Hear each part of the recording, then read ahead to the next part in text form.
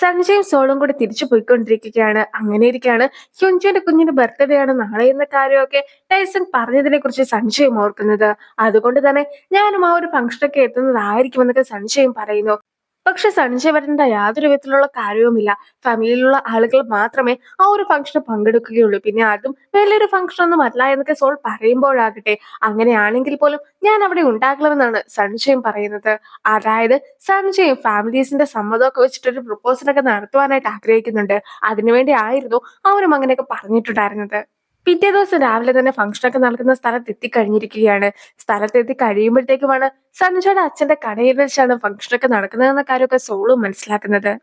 അതായത് ആ കടയുടെ ഓണർ നമ്മുടെ വീടിന്റെ അടുത്തായിരുന്നു പണ്ട് താമസിച്ചിട്ടുണ്ടായിരുന്നതെന്നൊക്കെ അമ്മ പറഞ്ഞതിനെ കുറിച്ച് ഓർത്തിട്ടുണ്ടായിരുന്ന ചേട്ടനായിരുന്നു. എന്നാൽ നമുക്ക് സ്പെഷ്യൽ ആയിട്ടുള്ള എന്തെങ്കിലുമൊക്കെ ലഭിക്കുമെന്ന് പറഞ്ഞ് ആ ഒരു കട തന്നെ ബുക്കും ചെയ്തിട്ടുണ്ടായിരുന്നത്. സോളോ ഫാമിലിയും ഇപ്പോൾ ഏത് റെസ്റ്റോറന്റിലാണ് ഉള്ളത് എന്നൊക്കെ അറിയുവാനായിട്ട് സഞ്ജയും അവളെ കോൾ ചെയ്തൊക്കെ നോക്കുന്നുണ്ട്. പക്ഷെ അവളാകട്ടെ നീ ഇന്ന് വരേണ്ടതായിട്ടില്ല, മറ്റൊരു ദിവസമൊക്കെ ഫാമിലിനെ കാണാമെന്ന് പറഞ്ഞ് പെട്ടെന്ന് തന്നെ കോളും കട്ട് ചെയ്യുന്നു. കുട്ടികളുടെ ഫസ്റ്റ് ബർത്ത്ഡേ ഒക്കെ ആകുമ്പോഴത്തേക്കും ഒരുപാട് സാധനങ്ങളൊക്കെ മേശയിൽ നിരത്തി വെക്കും. അതിനുശേഷം അതിലേതെങ്കിലും ഒന്ന് കുട്ടി എടുക്കുകയാണെങ്കിൽ ആ ഒരു സംഭവം എന്താണോ അതിനെ ചുറ്റിപ്പറ്റി ആയിരിക്കും കുട്ടി ഇനിയുള്ള കാലം ജീവിക്കുക എന്നതാണ് കൊറിയൻകാരുടെ സങ്കല്പം. അതുകൊണ്ട് തന്നെ അതിനുള്ള സാധനങ്ങളും മറ്റുമൊക്കെ തയ്യാറാക്കുകയായിരുന്നു അച്ഛനും. ഇപ്പോൾ അച്ഛനും സോളിനെ ഫാമിലിനെയൊക്കെ കാണുകയാണ്. സോളിനെ കണ്ട് കഴിയുമ്പോഴത്തേക്കും നിന്നെ ഞാൻ 15 വർഷമൊക്കെ മുമ്പായിരുന്നു കണ്ടിട്ടുണ്ടായിരുന്നതെങ്കിൽ പോലും ഇന്നലെ കണ്ടതുപോലത്തെ ഒരു ഓർമ്മയൊക്കെയാണല്ലോ എന്റെ ഉള്ളിലും വരുന്നതെന്നായിരുന്നു അച്ഛനും പറഞ്ഞത്. അതായത് ആർട്ടിക്കിളിലും സോളിന്റെ ഫേസ് ഒക്കെ ബ്ലർ ആക്കിയിട്ടാണെങ്കിലും വന്നിട്ടൊക്കെ ഉണ്ടായിരുന്നല്ലോ. അതൊന്നും മനസ്സിലാക്കാതെയാണ് അച്ഛനും ഈ ഒരു കാര്യമൊക്കെ പറയുന്നത്. എന്തായാലും സോളിന്റെ അമ്മയുടെ മുമ്പിൽ അത് കൊടുക്കുവാനായിട്ട് തയ്യാറല്ലാത്ത അച്ഛനും നിങ്ങൾ കഴിഞ്ഞ ദിവസത്തെ ആർട്ടിക്കിളൊക്കെ കണ്ടിട്ടുണ്ടായിരുന്നോ? അതിലാകട്ടെ എന്റെ മകൻ ഒരു പെൺകുട്ടീനെ ഡേറ്റ് ചെയ്യുന്നതിന്റെ ദൃശ്യങ്ങളൊക്കെ ഉണ്ടായിരുന്നു. എന്തായാലും എനിക്ക് നല്ല അടിപൊളി ഒരു മരുമോളെയൊക്കെ കിട്ടിയിട്ടുണ്ട് എന്നാണ് അച്ഛനും പറയുന്നത്. അത് കേൾക്കുന്ന അമ്മയും എന്റെ മക്കൾക്കും ഒരു ബോയ് ഫ്രണ്ട് ഒക്കെ ഉണ്ട്. അവനും ഇന്നൊരു ഫാമിലി ഫംഗ്ഷൻ ഒക്കെ നടക്കുന്നത് കൊണ്ട് തന്നെ ഇവിടെ ഞങ്ങളെ കാണുവാനായിട്ടും എത്തുവാനായിട്ട് പോകുകയാണ്. അവളും ഉടനെ തന്നെ വിവാഹമൊക്കെ കഴിക്കുന്നതായിരിക്കുമെന്നൊക്കെ അച്ഛന് മുമ്പിലും പറയുന്നു. അതായത് രണ്ടുപേരും ഒന്ന് താന്നു കൊടുക്കാനായിട്ട് തയ്യാറല്ലാതെയാണ് പരസ്പരം നിന്ന് തർക്കിക്കുന്നത്. മുത്തശ്ശിയും എന്റെ ഹസ്ബൻഡ് എത്തിയിരിക്കുന്നു എന്നൊക്കെ പറയുമ്പോഴത്തേക്കും എല്ലാവരും വാതിൽക്കലേക്ക് നോക്കുന്നു. അപ്പോഴായിരുന്നു സൺഷീൻ അകത്തേക്കൊക്കെ കയറി വന്നിട്ടുണ്ടായിരുന്നത്. സഞ്ജുനെ കണ്ട് കഴിയുമ്പോൾ തന്നെ സോണിന്റെ വീട്ടുകാരും സഞ്ജയുടെ അടുത്തേക്കൊക്കെ ചെന്ന് സഞ്ജയോട് സംസാരിക്കുവാനായിട്ടൊക്കെ ശ്രമിക്കുകയാണ്. പക്ഷെ സഞ്ജയുടെ അച്ഛനാകട്ടെ അവരെയൊക്കെ തടഞ്ഞുകൊണ്ട്, അതായത് ഒരു സെലിബ്രിറ്റീനെ ബോഡി ഗാർഡൊക്കെ രക്ഷിക്കില്ലേ ആ ഒരു രീതിയിലൊക്കെ നിൽക്കുകയാണ് ഇപ്പോൾ. പക്ഷെ മുത്തശ്ശിയും അച്ഛനെ തള്ളിയിട്ടതിനു ശേഷം സഞ്ജയുടെ അടുത്ത് പോയി സഞ്ജയെ ഹഗ് ചെയ്യുന്നൊക്കെയുണ്ട്. അച്ഛനെ കാണുവാനായിട്ടാണ് സഞ്ജ എത്തിയതെന്നൊക്കെയാണ് അച്ഛന് വിചാരിക്കുന്നതെങ്കിൽ പോലും സഞ്ജയുടെ കയ്യിലുണ്ടായിരുന്ന ഫ്ലവേഴ്സ് ഒക്കെ അമ്മയ്ക്ക് കൊടുത്തതിന് ശേഷം അമ്മേനെ അമ്മ എന്നൊക്കെ വിളിക്കുന്നതും കൂടി കേട്ട് കഴിയുമ്പോഴത്തേക്കും അവിടെ ഉണ്ടായിരുന്ന എല്ലാവരും തന്നെ ഞെട്ടുന്നു. അങ്ങനെ ഇരിക്കെയാണ് സഞ്ജയും സോളും തമ്മിൽ പ്രണയത്തിലാണെന്നുള്ള സത്യമൊക്കെ എല്ലാവരുടെ മുമ്പിൽ വെച്ച് സഞ്ജയും പറയുന്നത്. പിന്നീട് അവരുടെ പ്രണയത്തെ കുറിച്ചൊക്കെ ചോദിക്കുമ്പോഴാകട്ടെ, ഹൈസ്കൂളിൽ പഠിക്കുന്ന കാലം തൊട്ടേ എനിക്ക് അവളുടെ അടുത്തൊരു ക്രഷൊക്കെ ഉണ്ടായിരുന്നു. പക്ഷെ അവളുടെ അടുത്ത് നിന്ന് സംസാരിക്കുവാനായിട്ട് എനിക്ക് നല്ല പേടിയായിരുന്നു. സോള് അത്രയ്ക്ക് സുന്ദരി ആയിരുന്നു എന്നൊക്കെ സഞ്ജയ് പറയുമ്പോഴത്തേക്കും പ്രണയം കാരണം സഞ്ജയ്ക്കും കണ്ണിന് കാഴ്ച പോലും ഇല്ലാതായിരിക്കുകയാണെന്നൊക്കെയാണ് അച്ഛനും ഓർക്കുന്നത്. എന്നാൽ പിന്നെ നമുക്ക് വിവാഹത്തെ കുറിച്ചൊക്കെ ചർച്ച ചെയ്താലോ എന്നൊക്കെ അമ്മ ചോദിക്കുമ്പോഴത്തേക്കും സഞ്ജയ്ക്കും അതിൽ സമ്മതമൊക്കെ ആയിരുന്നു. ഇനി കുട്ടിയുടെ ബർത്ത്ഡേ ഫംഗ്ഷൻ ഒക്കെ നടക്കുകയാണ്. അച്ഛനാകട്ടെ അതെല്ലാം തന്നെ ഒളിഞ്ഞും പാത്തുമൊക്കെയാണ് കാണുന്നതും. കുട്ടിയുടെ ടേബിളിലാകട്ടെ പണം മാത്രം മിസ്സിംഗ് ആയിരുന്നു. അങ്ങനെ ഇരിക്കെ ആ ഒരു പണമൊക്കെ നൽകുവാനായിട്ട് തയ്യാറാണെന്ന് പറഞ്ഞ് അവിടെ വന്നിട്ടുണ്ടായിരുന്ന ഗസ്റ്റുകൾ എല്ലാം തന്നെ നിൽക്കുമ്പോഴത്തേക്കും സഞ്ജയും കയ്യിലുണ്ടായിരുന്ന $1000 ഒക്കെ പണമായിട്ടും അവിടെ വെച്ചു കൊടുക്കുകയാണ്. കുട്ടിയും പണം തന്നെയാണ് സെലക്ട് ചെയ്യുന്നത്. മാത്രമല്ല എല്ലാവരും അവനെ ഫ്യൂച്ചർ അങ്കിളിൻലോ എന്ന രീതിയിലാണ് വിളിക്കുന്നത്. പിന്നീട് കുഞ്ഞ് ജനിക്കുന്ന സമയത്ത് കുഞ്ഞിന് എത്രത്തോളം വെയിറ്റ് ഉണ്ടായിരുന്നു എന്ന ഒരു ചോദ്യമൊക്കെ ചോദിക്കുമ്പോഴത്തേക്കും സഞ്ജയും കൃത്യമായിട്ട് അതിന്റെ ഡെസിമൽ പോയിന്റ് സഹിതമുള്ള ഒരു ഉത്തരവൊക്കെ പറയുന്നത് കൊണ്ട് തന്നെ ആ ഒരു കിസിൽ പോലും സഞ്ജു ജയിക്കുകയാണ്. എന്തായാലും സോളിന്റെ കൂടെ സഞ്ജു ഒരുപാട് ഹാപ്പി ആണെന്നൊക്കെ കാണുമ്പോഴത്തേക്കും അച്ഛനും സന്തോഷമാകുന്നു. അപ്പോഴായിരുന്നു അവിടേക്ക് ഇൻഹുക്കും ടീമും എത്തുന്നത്, അതായത് എക്ലിപ്സ് ടീം എത്തുന്നത്. ആദ്യമാകട്ടെ ഫുഡൊക്കെ കഴിക്കുവാനായിട്ടാണ് അവർ എത്തിയതെന്നൊക്കെയാണ് അച്ഛൻ വിചാരിക്കുന്നതെങ്കിൽ പോലും പിന്നീടാണ് ഒരു ഫ്ലാഷ് ബാക്ക് ഒക്കെ കാണിക്കുന്നത്. അതായത് ആ ഒരു ബർത്ത്ഡേ ഫംഗ്ഷന് പെർഫോം ചെയ്യുവാനായിട്ടായിരുന്നു അവരും എത്തിയിട്ടുണ്ടായിരുന്നത്. സഞ്ജയും അതിനു വേണ്ടിയിട്ട് അവരെ വിളിച്ചു കഴിയുമ്പോഴത്തേക്കും അവർക്കും ആദ്യം ഒന്നും സമ്മതമായിരുന്നില്ല. പിന്നീടാകട്ടെ അവരുടെ സ്റ്റുഡിയോ മൊത്തത്തിൽ പുതുക്കി പണിയാമെന്നും അവർക്ക് പുതിയ പുതിയ ഇൻസ്ട്രുമെന്റ്സ് ഒക്കെ മേടിച്ചു കൊടുക്കാമെന്നും ഒക്കെ സഞ്ജ പറയുന്നത് കേട്ട് കഴിഞ്ഞപ്പോഴത്തേക്കുമാണ് അവരും ആ ഒരു ബർത്ത്ഡേ ഫംഗ്ഷന് വേണ്ടി പാട്ടൊക്കെ പാടാമെന്ന് സമ്മതിച്ചിരിക്കുന്നത്. അങ്ങനെ എക്ലിപ്സ് ടീമും ആ ഒരു ബർത്ത്ഡേ ഫംഗ്ഷന് വേണ്ടിയിട്ട് ബർത്ത്ഡേ സോങ് ഒക്കെ പാടിയും കേൾപ്പിക്കുന്നു. അമ്മയും ഇപ്പോൾ സൺഷൈനെ തന്റെ ഫാമിലിയിലെ ഒരു അംഗമായി തന്നെ കണ്ടു കഴിഞ്ഞിരിക്കുന്നു. ഇനി ചേട്ടനെ കാണിക്കുമ്പോഴത്തേക്കും ചേട്ടനാകട്ടെ സോളനെ കരയിക്കുവാനായിട്ട് വല്ല നീ നോക്കുകയാണെങ്കിൽ നിന്നെ ഞാൻ കൊന്നു കളയുന്നതായിരിക്കുമെന്നൊക്കെയാണ് സഞ്ജയുടെ അടുത്തും പറയുന്നത്. ചേട്ടൻ അഭിനയിക്കുവാനൊക്കെ ഒരുപാട് ആഗ്രഹം ഉള്ളത് കൊണ്ട് തന്നെ ഇനി നമുക്ക് ഒന്നിച്ചൊക്കെ അഭിനയിക്കാമെന്നൊക്കെ സഞ്ജു പറയുമ്പോഴാകട്ടെ ചേട്ടനും ഞാൻ നിങ്ങളുടെ വലിയൊരു ഫാനാണ്. നമുക്ക് ഒന്നിച്ച് തന്നെ അഭിനയമൊക്കെ മുന്നോട്ട് കൊണ്ടുപോകാം. നീയും പലരുടെയും അടുത്ത് തന്നെ റെക്കമെൻഡ് ഒക്കെ ചെയ്യണമെന്ന് പറഞ്ഞ് നേരത്തെ സഞ്ജയുടെ അടുത്തുണ്ടായിരുന്ന ദേഷ്യം എല്ലാം തന്നെ സഞ്ജയുടെ ഒറ്റ വാക്കുകൊണ്ട് തന്നെ ഇല്ലാതാക്കിയിരിക്കുകയാണ്. ഇപ്പോഴാകട്ടെ നിനക്ക് സോളുമായിട്ടുള്ള ഒരു ജീവിതമൊക്കെ ലഭിച്ചിരിക്കുകയാണ്. അതുകൊണ്ട് തന്നെ നീ ഒരുപാട് ഹാപ്പി ആയിട്ടൊക്കെ ഇനി ഇരിക്കണമെന്നൊക്കെ മുത്തശ്ശിയും പോകുന്നതിന് മുമ്പായിട്ട് സഞ്ജയുടെ അടുത്ത് പറയുന്നു. ഇപ്പോൾ സോളും സഞ്ജയും കൂടി ചേർന്നിട്ട് ഒരു ഷിപ്പിലൊക്കെയാണ് ഉള്ളത്. അവനും പ്രപ്പോസ് ചെയ്യാമെന്നൊക്കെ വിചാരിച്ചിട്ടായിരുന്നു അവിടെ നിന്നിട്ടുമുണ്ടായിരുന്നത്. നീ എന്നെ പ്രപ്പോസ് ചെയ്യാനൊന്നും അല്ലല്ലോ അല്ലെ ഇങ്ങോട്ടേക്ക് കൂട്ടിക്കൊണ്ടൊക്കെ വന്നിട്ടുണ്ടായിരുന്നത്.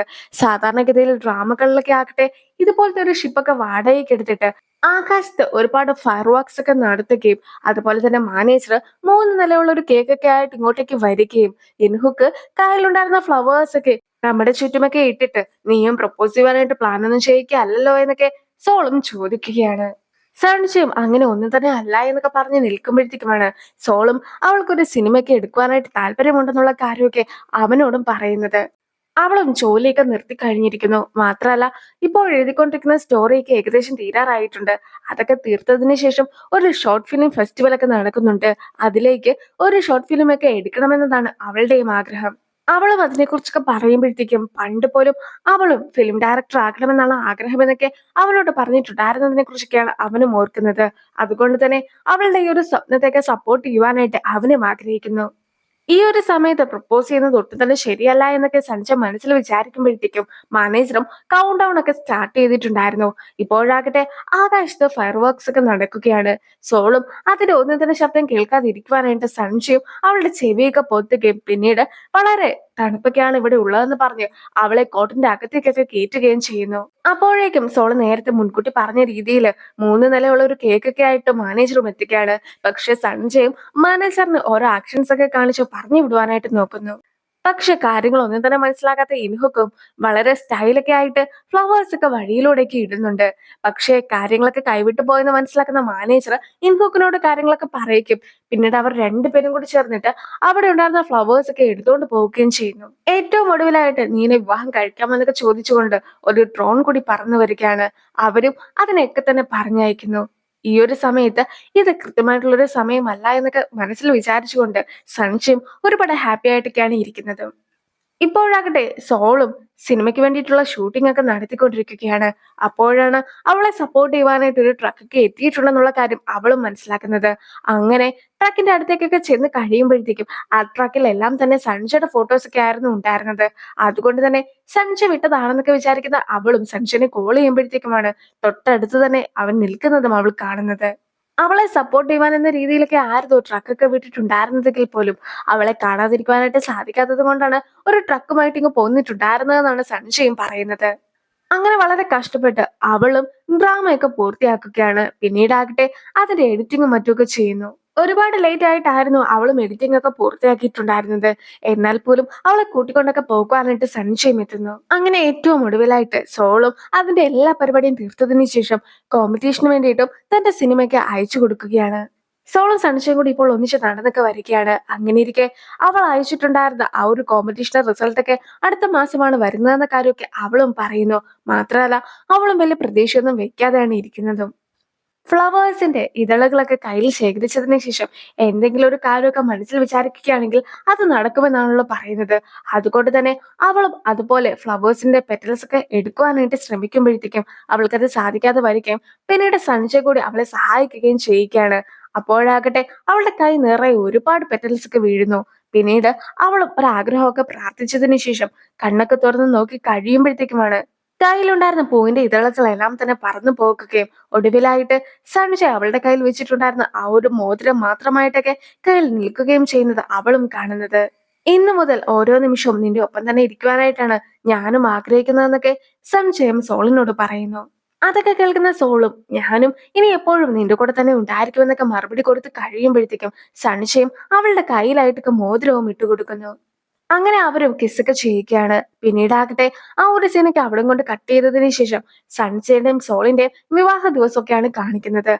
അപ്പോഴും സൺജയ് സോളിന്റെ കയ്യിലേക്ക് ഈ ഒരു മോതിരമൊക്കെ ഇട്ടും കൊടുക്കുന്നു. യഥാർത്ഥത്തിൽ അവരുടെ വിവാഹമൊന്നും കഴിഞ്ഞില്ലെങ്കിൽ പോലും അവരും ആ ഒരു മൊമെന്റിനെ കുറിച്ചൊക്കെ അപ്പോഴും തന്നെ സങ്കല്പിച്ചത് കൊണ്ട് തന്നെ അവരും അതൊക്കെ ഓർത്ത് ചിരിച്ച് സന്തോഷമായിട്ടൊക്കെ ഇരിക്കുകയാണ്. ആ ഒരു സീനോട് കൂടി തന്നെ ഈ ഒരു ഡ്രാമയും അവസാനിക്കുകയാണ്. അപ്പോൾ അടുത്തൊരു ഡ്രാമയുമായിട്ട് എത്രയും വേഗം കാണാം. ബൈ.